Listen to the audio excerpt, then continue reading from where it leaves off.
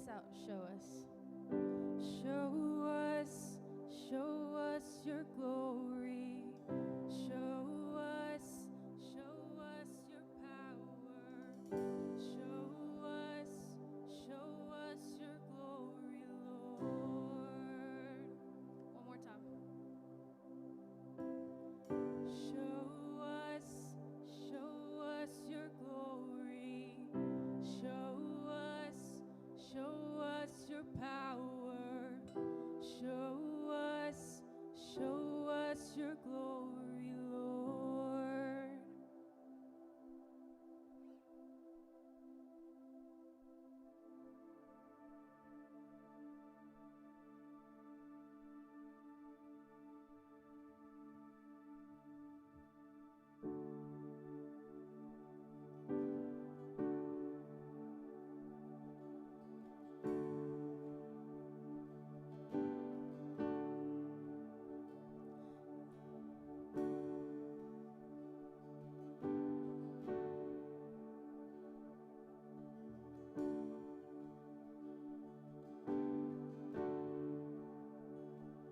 Lord, I come, I confess, bowing here, I find my rest. Without you, I fall apart. You're the one that guides my heart. Lord, I need you. Oh, I need you. Every hour I need you. My one defense, my righteousness. Oh God, how I need you.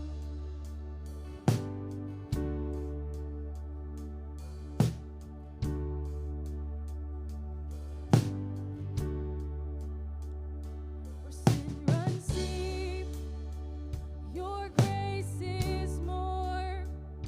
Where grace is found is where you are.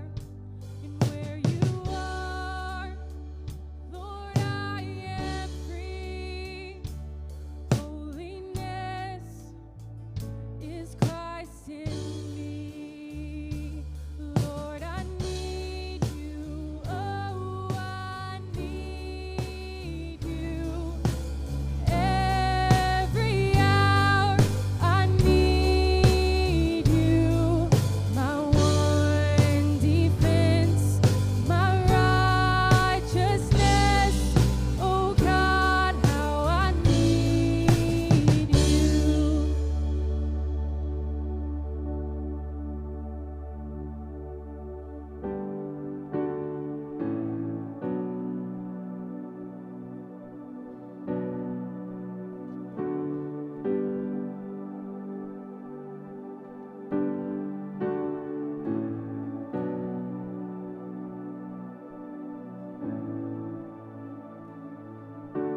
Sing this out, so teach.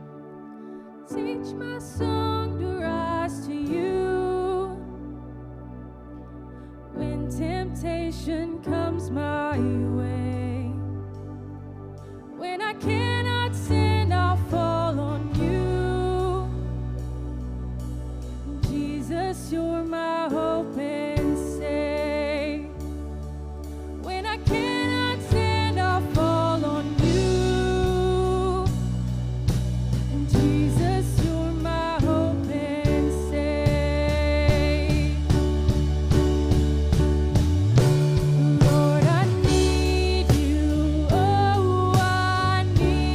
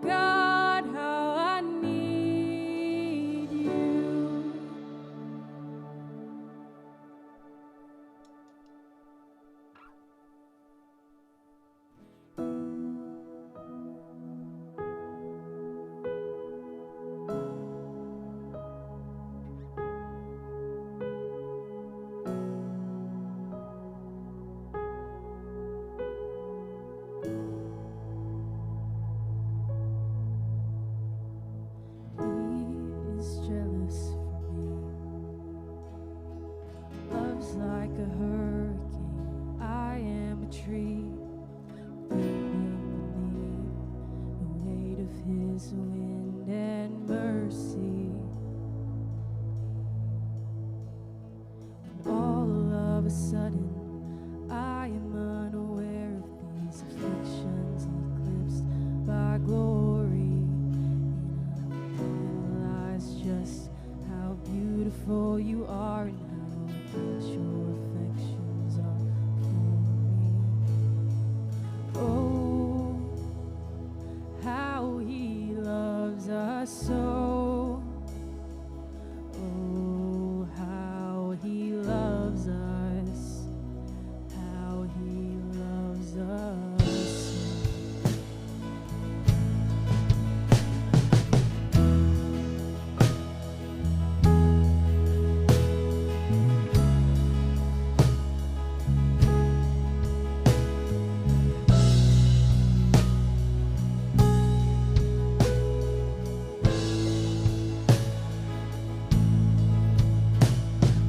He is jealous for me.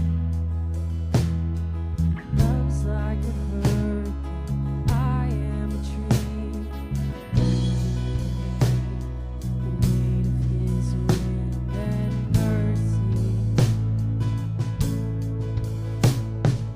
All of a sudden, I am unaware of these afflictions eclipsed by glory. I realize just how beautiful you are and how great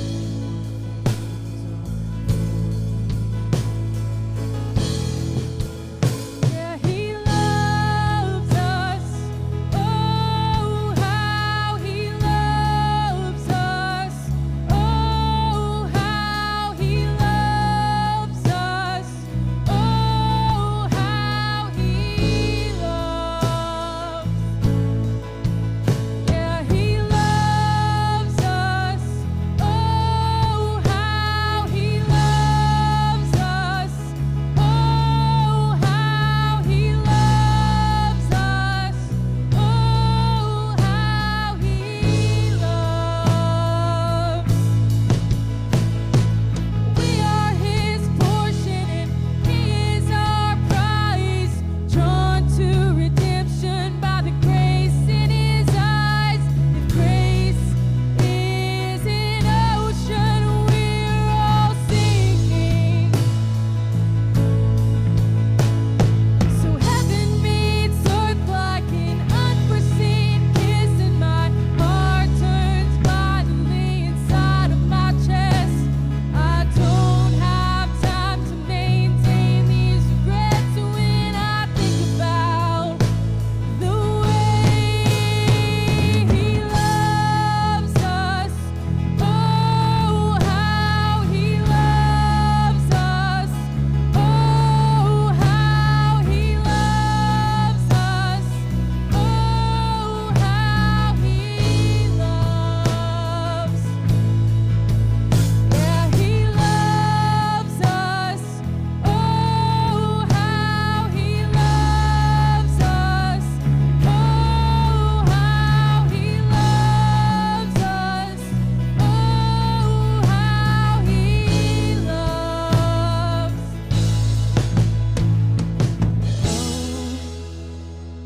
Oh, how he loves us so. Oh, how he loves us. How he loves us so.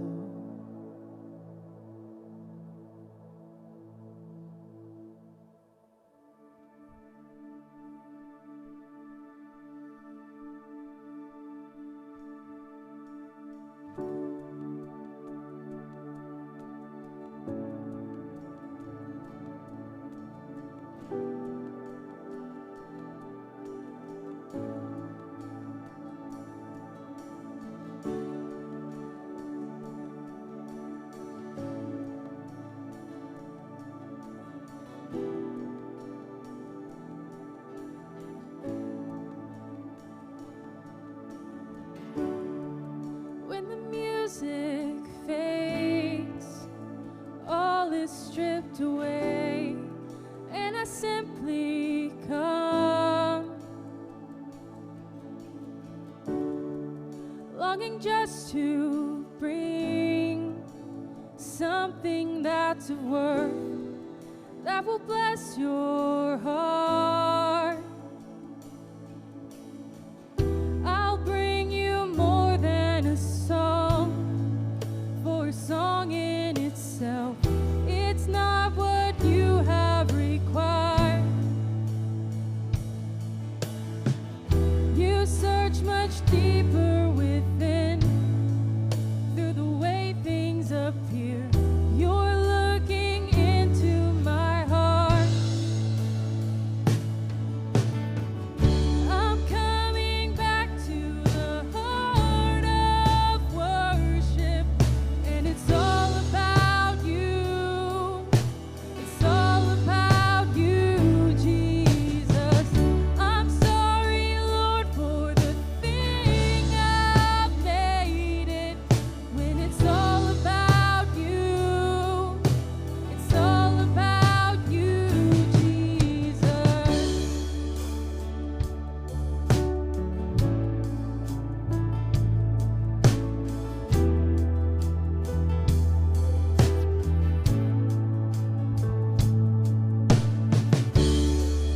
King of endless worth, no one could express how much you deserve.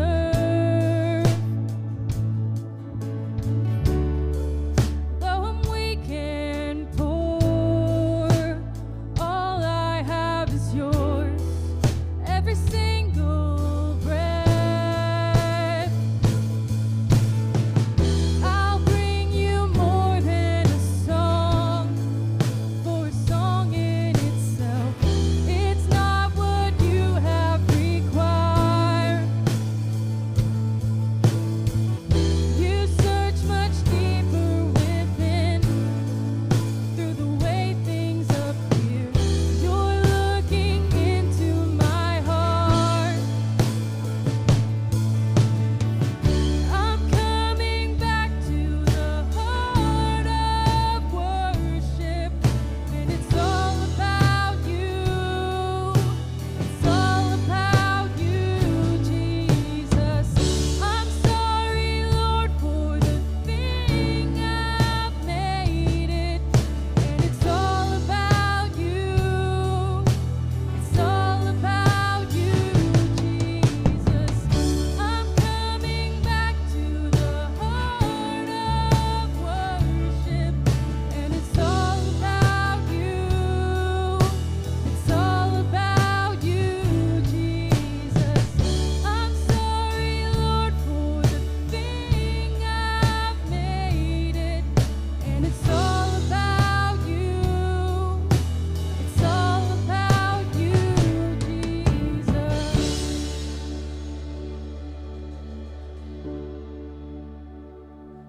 Sing that out. I'm coming back to the heart of worship. I'm coming back to the heart of worship, and it's all about you.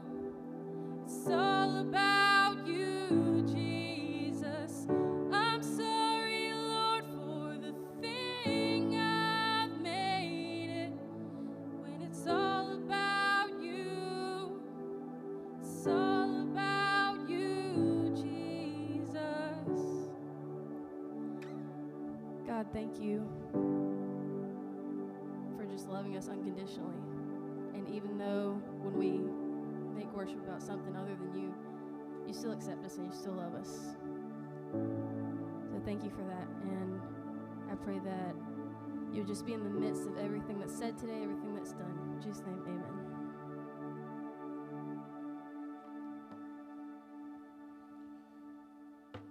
Amen. How you guys doing? Good, good. I'm glad both of you are doing okay. Now, everybody doing all right this morning? Hey guys, listen, welcome again. I'm so glad that you're here. If you are new, if you're visiting, if this is the first time you're watching us, my name's Aaron. I'm one of the pastors out here, and I'm really excited that you are here today because we're starting a brand new series. We're starting a series. We're going to be talking about it over the next 3 weeks or so. It's called Follow. And here's the reason why. If you were to line 10 different people up, right? Just 10 random people and ask them all the same question. Hey, what's your opinion? Like, what do you think Christianity is? Truth be told, you would probably get anywhere between 8 to 10 different answers. Like, there's a lot of variations and twists, and I mean, maybe not twist isn't the right word, but there's a lot of different ideas about what it means to be a Christian today. And honestly, it's gotten extremely complicated, especially if you look at the invitation from Jesus, where Christianity started, right? Jesus going up to his disciples, it wasn't very complicated. It was one invitation, one word. Well, 2 words, right? The invitation was simply, follow me, right? And so what I want to do over the next couple of weeks, honestly, I want us to look at what Jesus meant by that.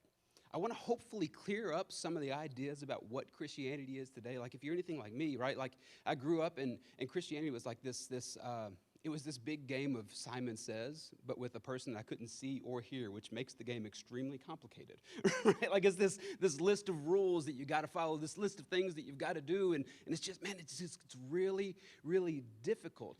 And what I'm really hoping to do throughout these next couple weeks is show us exactly what Jesus meant when he said, follow me. It's such a simple invitation that throughout the years has kind of gotten a little bit mixed up. When Jesus went and found his disciples, like in that day and age, it was so challenging because it was all about conformity, right? It was behavior modification. The religious leaders of the day would be, hey, I need you to do this, this, this, and this, and then you can come and be one of us. I need you to do this, this, this. But Jesus didn't do that. He came and flipped religion upside down.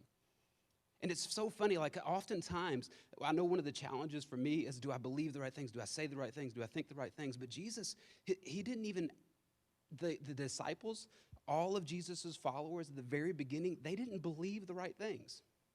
The invitation was never to believe everything correctly. The invitation was simply follow. And what we learned is, and what we see is, one of the things that I've discovered reading the Gospels, Matthew, Mark, Luke, and John, is that what we'll see is we oftentimes have this resistance to because we think we aren't believing correctly, right? But what we see throughout the disciples and what we'll see especially today is we'll notice that typically the belief follows the following, right? Like so Jesus said, hey, come and follow me. Like, okay, you're inviting me to something completely different. And as they followed, they started to believe and their faith grew. So I have an old car. And if you work on old cars or anything like that, you know they never mess up, and you never have any issues at all with them, right? Like, that's not true at all. Like, we've had so many issues with this, but I love it. I love getting to work on this thing. This thing has broken down on us before, but I've actually got it all fixed, got it running well, and here's one of the things that happened. It was running perfectly. It would get me from A to B. I just never took it from A to B because there was always this, well, will it really? So what happens? So as I get ready to drive down the road, I'll put a screwdriver or two or a wrench or something in there. That way, just in case, there was always this underlying, is it going to? But what started to happen is I got in this car and I drove it across town. And then I drove it a little bit further. I drove it over a bridge. I drove it, like, the more I drove this thing, the more my confidence that it was going to get me to where it needed to get me grew. And I think that's the same thing that we find in Christianity. So today, what I want to do to start this entire thing off, I want to talk about what I believe the biggest obstacle that we face is when it comes to just doing what Jesus invited us to do, right? Follow. And so I want to start with a statement that I believe we can all agree with, right? So the statement is this: the best way or the easiest way to sacrifice something great is to settle for something good. Let me say that again.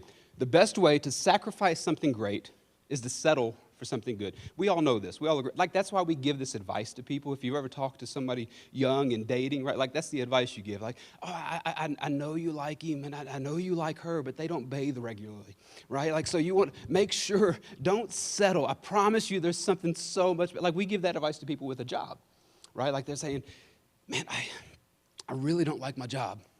This is what I want to be doing. This is where I feel like I need to go, but I'm just scared to kind of take that step. What's the advice we give? Don't settle for that. Like, if you feel like you need to move in this direction, don't settle for that. The easiest way to sacrifice something great in our life is to settle for something good. I'll tell you, for example, for me, I noticed this last week. I was talking to a couple of friends in our life group, and we want to sell our house.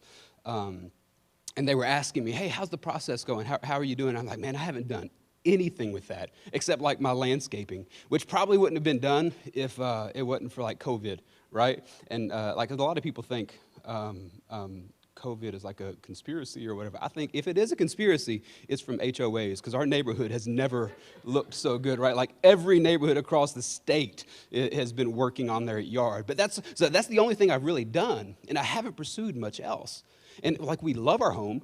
We absolutely love living there. We built this home, so there's a lot of things that we really dig about it. But you know, the longer that you're in a place, you see a couple things that you would do differently. Like there's some functionality stuff. Oh, if we do it again, like I would love to have this. I would love to do this. I would love to change this.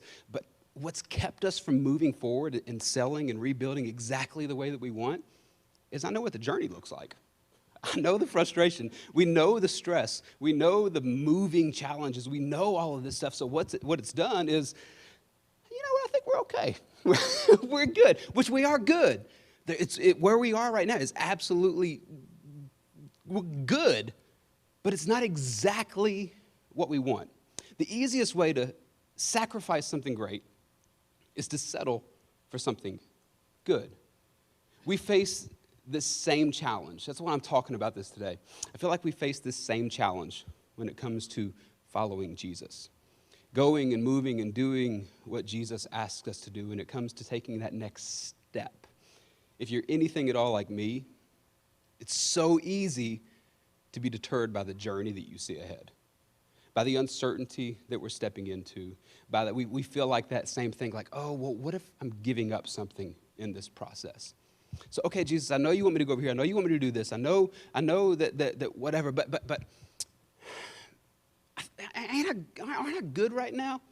Like, can't we just kind of stay here? And so what I want to do today is, honestly, it's good to have these friends who encourage you, right? No, don't settle for this. It's okay. I know it's scary taking that next step. Don't settle because it's so going to be worth it. Just take that step. Make that move. Make that job switch, drop that bum, well, like whatever it is, like it's okay. Start moving. So that's what I want to do today. I want to honestly address this obstacle that we face. And fortunately, it's something that Jesus talks about, right? Like, so he has this conversation with his disciples, and we're going to read about it here in a second. But just kind of catch you up with where Jesus is. We're about 1.5 to 2 years into his ministry, right? Like Jesus kind of has the rock star status right now. He's known all over the place. Like, do you guys remember where, what was his name, Ben Affleck or whatever? They had that movie downtown, and like everybody found out about it. So what everybody do? Everybody started showing up where he was. Oh, I just got to see Ben. Oh, he's so cute. Ben, like, so that's what and they got word where he was moving to. They got word where he was going to, and people showed up and were just kind of waiting on him. People followed him down. That's the same thing that was happening right now. Jesus had been doing miracles. He had been, whether people wanted to go and actually have a miracle done for them, or maybe it was just they wanted to hear him teach. The way he taught was completely different than what everybody heard in that day. But people were following. People were going. There was always a crowd. And Jesus had just this one moment as him and his disciples were headed to a place called Caesarea, and he had a moment with his disciples. And he asked his disciples, he said, hey, who do people say that I am? Like, who do all these people, the crowds and all that other stuff, who do they think that I am? And their response was, well, they think you're a prophet. Like, some of them say that you're John the Baptist, which is weird because he was recently beheaded, right? Like, he died. And they're like, some think you're John the Baptist. Some think you're Moses. Some think you're Elijah, like or one of the other prophets. And then I love this. Jesus then asked this question, which should be on the screen. He asked this question. He turns. And anytime he asks a question, just so you know, Jesus knows the answer. But he has this way of getting us he wants you to speak, because there's something that happens when we say it out loud. So he looks at his disciples and he says this, but you, who do you say that I am? And then Peter, right? Foot in the mouth Peter, always saying the wrong thing, like threw his hand up in the air, right? And I think all the other disciples at that moment were like, oh no, he's about to speak for all of us. This is going to be terrible. And Peter says, well, you're the Messiah. You're the Son of God. And here's remember, this is 1.5 years into Jesus' ministry or so. This is the very first time that Peter confessed, any of the disciples confessed, that Jesus was the Messiah. You can read back a couple chapters before this in Matthew, actually all of the Gospels that record this, where Jesus, you remember when he's sleeping in the boat and there's the wind and the waves and like the disciples are kind of freaking out, right? Jesus woke up and he calmed the wind, he calmed the waves. The question the disciples asked after that was, who is this man that has this kind of power? Like, so I personally believe that Peter had faith in Jesus, but he didn't quite know exactly who Jesus was as the Messiah until this moment. He says, you're the Messiah. You're the Son of God. And I think all the disciples kind of got quiet for a second, like, oh, is he right? And Peter's like, am I right? And then Jesus is like, yes, that's right. Look what he says. The next verse, this is what happened. And Jesus responded, Simon, son of Jonah, you are blessed because flesh and blood did not reveal this to you, but my Father in heaven. This is significant in the next part. Let's go to the next slide. And I also say to you that you are Peter, and on this rock I will build my church. So Peter's got his name changed, right? Like, so for us, that's, we can kind of breeze by that, but names, in this day, they were significant. Like, there was a lot of thought. It wasn't just something that people would call you. This was a determining factor on your future. It would determine who you were, not just who you were, but whose you were. It would kind of guide and direct where you went in your life. Names were significant. Like, all of who you are was wrapped up in your name. And in this moment, Jesus changed his name. This is the same thing that happens to us, right? Like, you know where Paul says that you're a brand new creation. You're given this new life. Jesus says you must be born again into a new way of living. That's what this is. That's how it's significant to us, because the moment Peter confessed that Jesus was the Messiah, he was given a new name. He was given a new purpose. He was given a new mission. He was given a new identity. Everything about who Peter was completely changed the moment he confessed that Jesus was Messiah, the Christ, the Son of God. And here's what Jesus says. Let's keep going to the next slide. I'm sorry, go back one. I tricked you, Tammy, my fault. And I also say to you that you are Peter, and on this rock I will build my church, and the forces of Hades will not overcome it. This next slide is how we get like Peter's going to be at the gate letting you in and all that.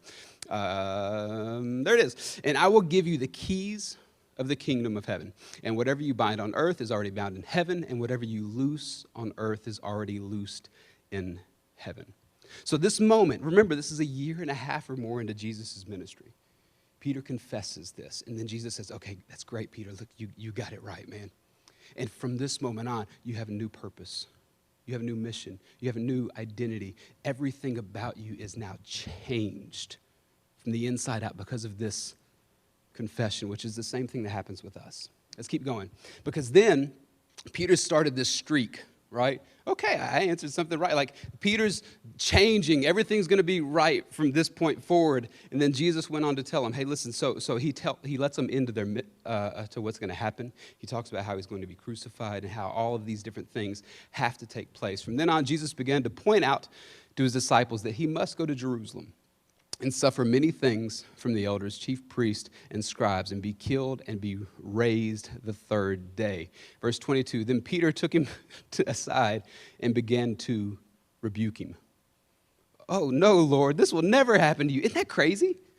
Peter, your streak didn't last very long, right? Like, so you just had this moment of confessing the God of Messiah, and then Peter went and tried to rebuke Jesus, and this is Jesus' response. But he turned to Peter and said, get behind me, Satan. Well, good run, Peter. You had one, one in there. It ended pretty quickly. He said, get behind me, Satan, because you are an offense to me because you're not thinking about God's concerns, but man. So this is it. Peter, I love, will you put that last slide back up there for me, Tim? He says, you're not concerned about me. Peter, you aren't worried about what's going to happen to me because of me. You're worried about what's going to happen to me because of you. And I can kind of see this moment, right? Like, Peter has this confidence to run forward because he's given this new identity, this new purpose. And then all of a sudden he pulls Jesus to the side and says, hey, Jesus, wait. Don't start getting negative on us, man.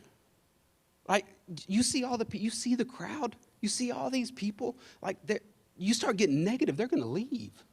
they're not gonna stick around if you start talking about this stuff. Gee, like, you remember the story with like the little boy who got bad and like took his daddy's money and ran off and then came. People love that story. Go tell that story again, Jesus. Maybe go tell the story of, just talk one of those parables that people don't really understand, but they feel good when they leave. Like, go tell one of those. But Jesus, don't get negative. And people say, whoa. Peter, there's a conflict right here, because you're not worried about me. You're worried about you. And this is the same challenge that we face. This is that obstacle, right? When following Jesus, we come to this crossroad of God's plan and our plan not necessarily lining up. And we can choose to become believers or believers who follow. Peter has a new identity. He loves Jesus. He believes Jesus is Messiah, but there's this moment when he has to make a decision. Okay, wait, no. Let's move in a different direction, because that doesn't look good to me. And I've been here. Like, have you ever been there before? Where it feels like what Jesus is asking us to do really doesn't fit in with the way we think things need to move, with the way we think things need to go. Yeah, Jesus, I know you don't want me to be with them.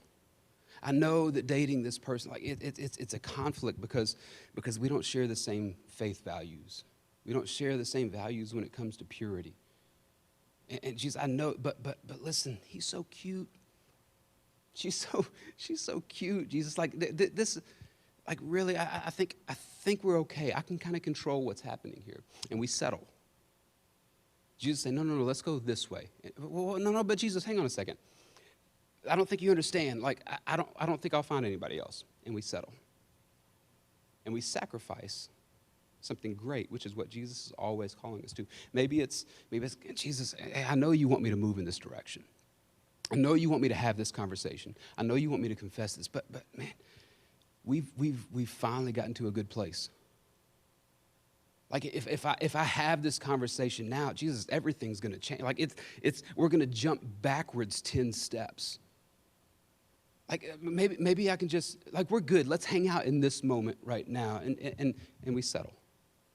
We settle for something good when Jesus is moving us towards something great. And I get it. I'm there all the time.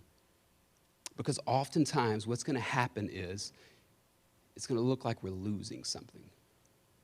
He's calling us and moving us in a way that, honestly, it's going to stretch our faith. The only way to stretch your faith is to move into a moment of uncertainty and see how God provides for you.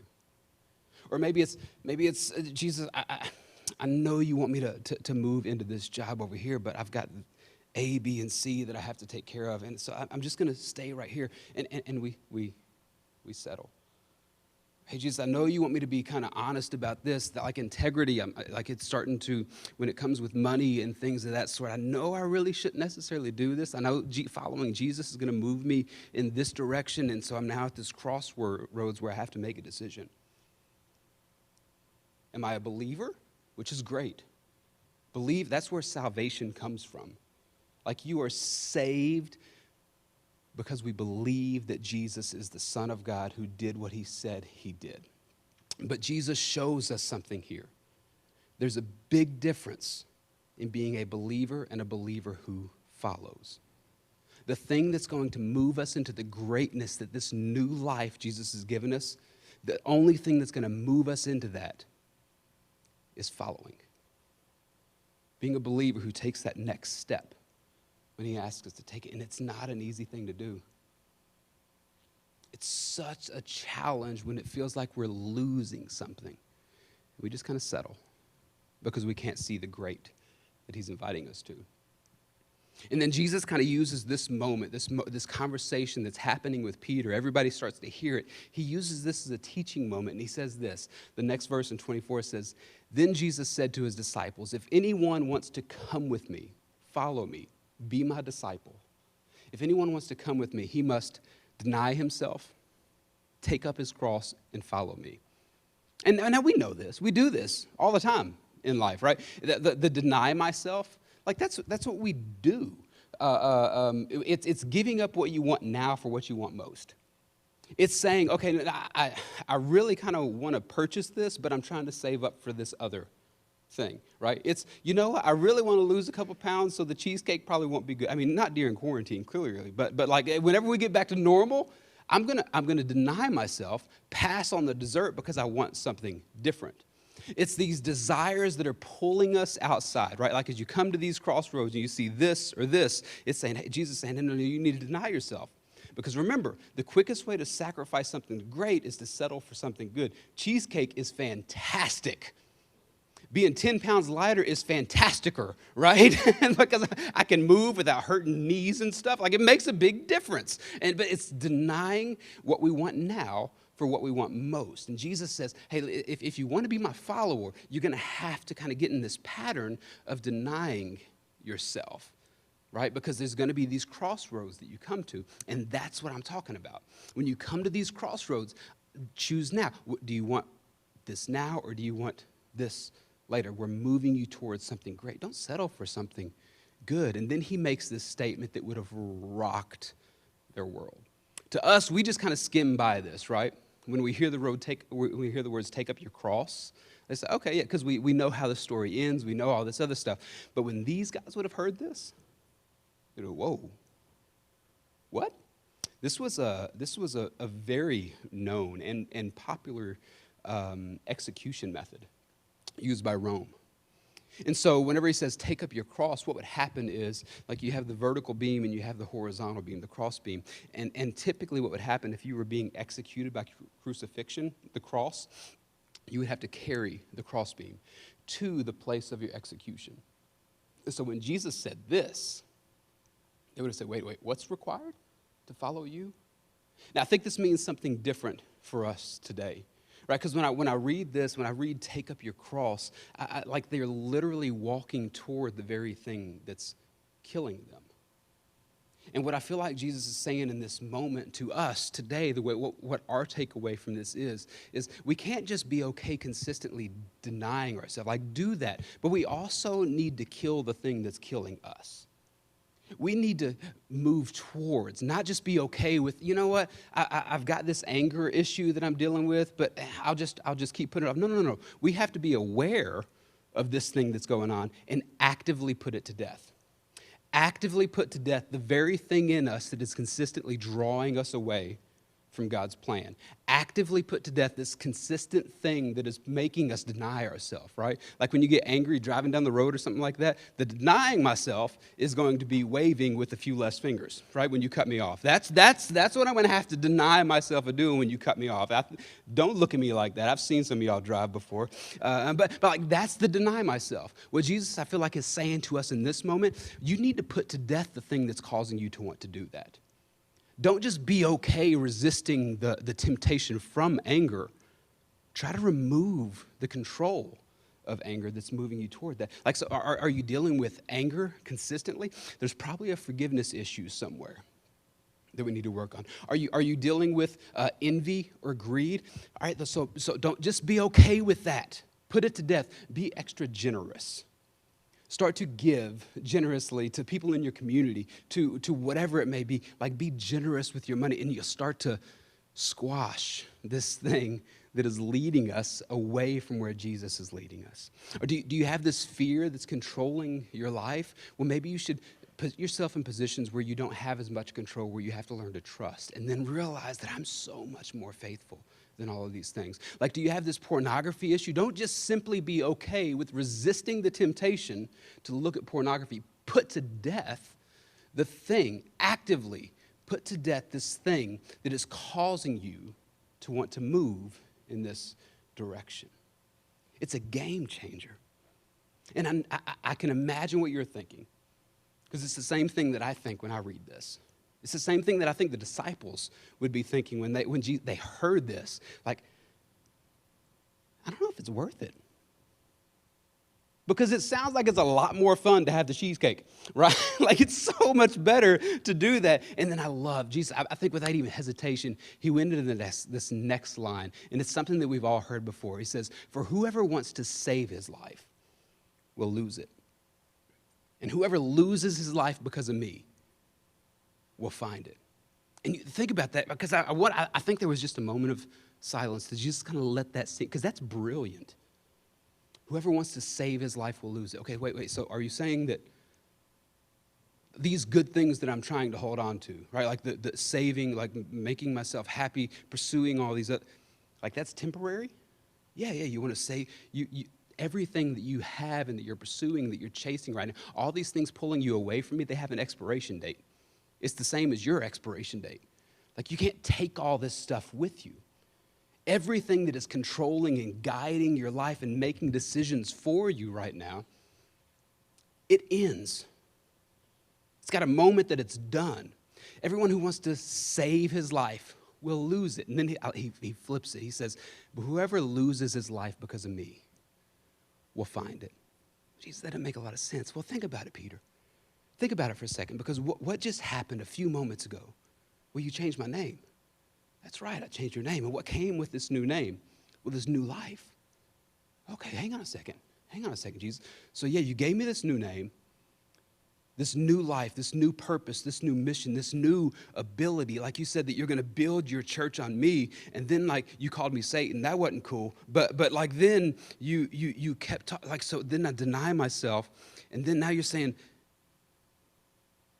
that if I lose my life, I'll actually, wait, is that, so if I do this, are you saying that I'm going to actually, that's the only way to find this new life and discover the fullness of this new life that you give me? Yes. Yeah, Peter, yeah. You're getting it, because now, like, you understand, like, everything that you're holding on to, like, it's going to end at some point. You're going to lose it anyway. What I'm giving you an opportunity is to give it up in a way that's going to make a difference forever. I'm giving you an opportunity to start to just remove these things from your life, to willingly let go of these things that are controlling you in a way that's not going to impact just you for today, but impact you for eternity. If you want, it's all going to end at some point. And if you think about that, it's crazy. Like all of these things that we're kind of holding on to, all of these things that when we come to this crossroad and we're holding on to the good, yeah, it's good. But you know what? It's got an end date. And we're letting these temporary things, or I'll speak for me, and maybe you can relate to it. Like I let these temporary things control so much of my life. Jesus said, no, you're settling. You're settling for something good when there's something so much greater. Then I think he kind of went on into a verse that we've all heard before. Toby Mack didn't write this, right? He got it from Jesus. He says, what will it benefit a man? Some verses say, what will it profit a man if he gains the whole world, yet loses his life? A lot of it, that can be translated to soul. It's the same word, but it's just the way that he uses it a little bit differently. He said, what will it benefit a man? What will it profit a man if he gains the whole world, yet loses his life? Or what will a man give in exchange for his life? Jesus has this way of asking questions, right? Like that is it's an easy answer. Because you think about that. What will it benefit? Is it of any benefit at all for someone to gain the entire world, to gain everything that you're pursuing and lose your soul? Well, no. Is there anything you wouldn't give up in order to save your soul? Absolutely not. I'd give up anything. That's right. You know what you just discovered? You just discovered that your life, your purpose, your soul, everything that I'm moving you toward is so much more valuable to you than the things that you're chasing. I saw an illustration a long time ago that I felt like would kind of fit this pretty well. And I just love the picture of it. I have a rope here. You're going to have to use your imagination, okay? So I have a rope, and just imagine that the rope kind of goes on forever, okay? It doesn't. It just goes to the stage there. But just imagine that it goes on forever. You kind of see the idea of it, right? And so, see this little black portion right here?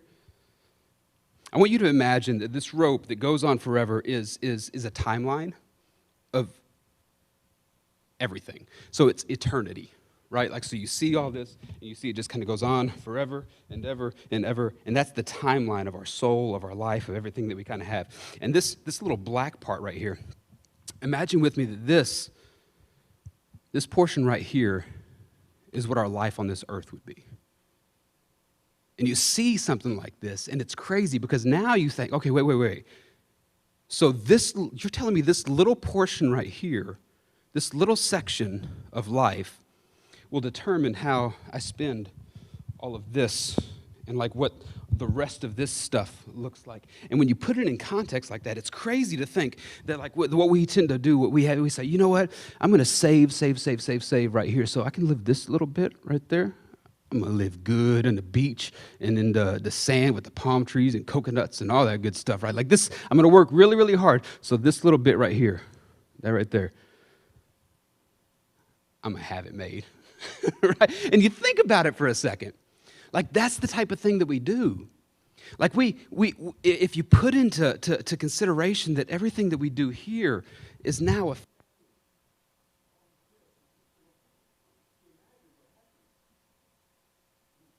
a phone, and no one can hear you, and you just keep talking, act like they can, and especially online, because you can still hear me, but online it just got really, really silent, and they check their microphone speakers and all that other good stuff. They're like, this, no. So that's what we tend to do, right?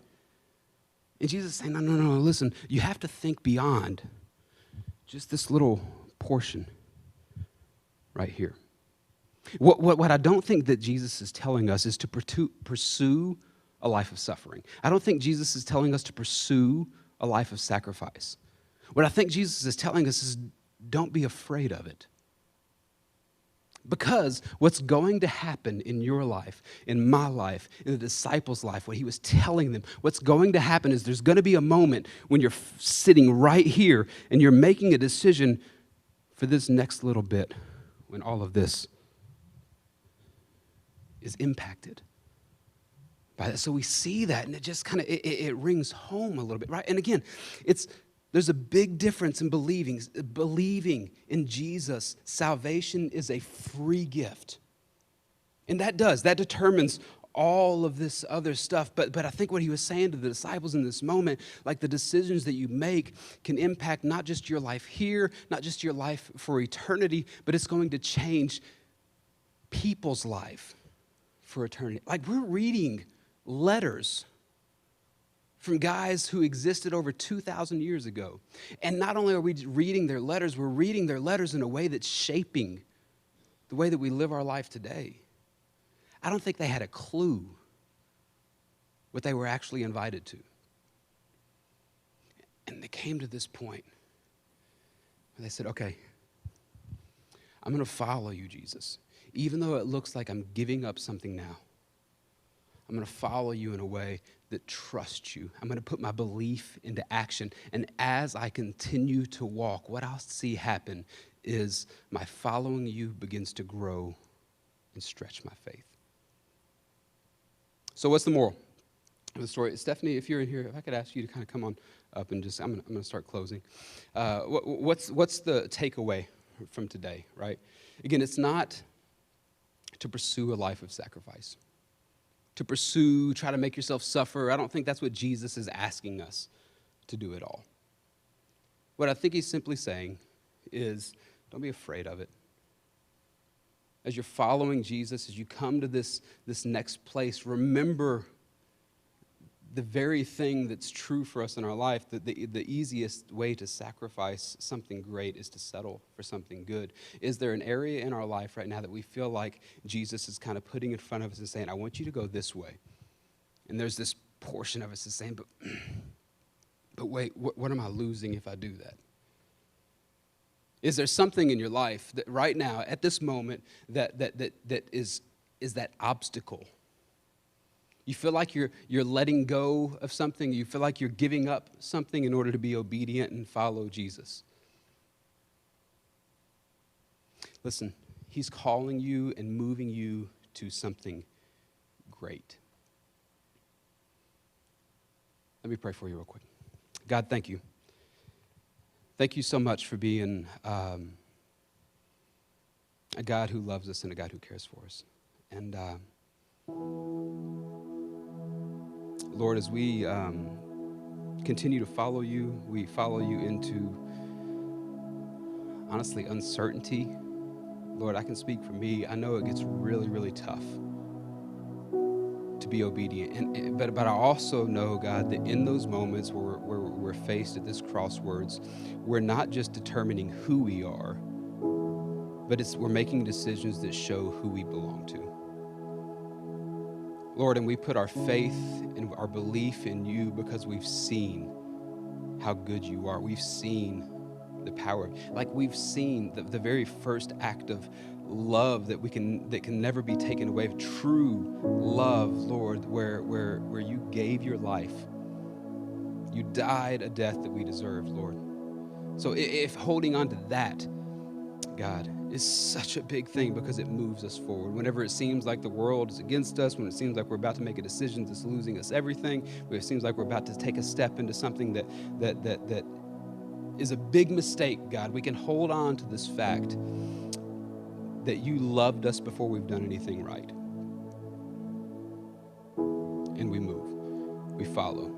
We refuse to settle for something good. We settle for something great, Lord, which allows us to sacrifice something good. And that's where you're calling us to. So, God, we thank you and we trust you, Lord. And I'm going to ask you all real quick just to, I want to just keep your eyes closed and your head bowed for a moment. And maybe you're here and you haven't made that decision to surrender your heart to God, to follow him into where he's leading you. But then even maybe you've never really said, you know what, I confess Jesus as Messiah, which is a game changer. That's where salvation comes from. It's this free gift that we just simply accept. This free gift offered by Jesus. And if you've never surrendered your heart to Jesus before or confess that he is Christ, and that's something you want to do, and no one's looking around, just me and you, I want to ask you to slip your hand straight up and then right back down. Amen. Amen.